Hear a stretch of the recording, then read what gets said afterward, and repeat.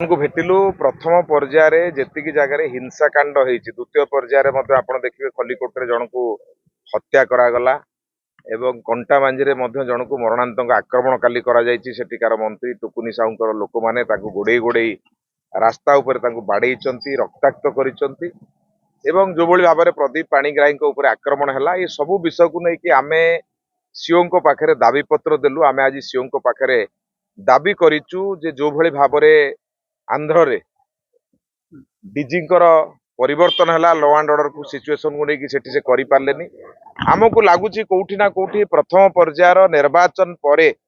जो हिंसा होती ता उपरे जहा दृष्टांतमूलक कार्यानुष्ठान निया कथा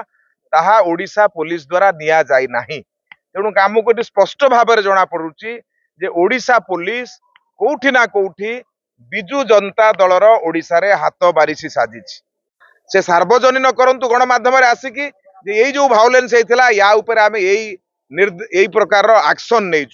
जदि न जनइबे आम जानबू जे से सीधा सड़क भाव में समर्थन करुचंती ये 25 वर्षर सरकार को समर्थन करुचंती। तेणु आज आम दाबी करिचु निर्वाचन कमिशन सांगे या ऊपर एक्शन निया जाऊ जदि एथेरे ओडिशा पुलिस या ऊपर एक्शन नौ नाही दृष्टांतमूलक पदक्षेप नहीं डीजी बदली करंतु नुआ डीजी आणंतु ओडिशा रे शांति श्रृंखलार सहित द्वितीय पर्याय निर्वाचन एवं बाकी जो 3टी पर्याय निर्वाचन रहा ताकू करंतु। ओडिशा अशांत होगा धीरे धीरे बसी तेणु पुलिस अपारगता कारण आज ओडिशा अशांत होउची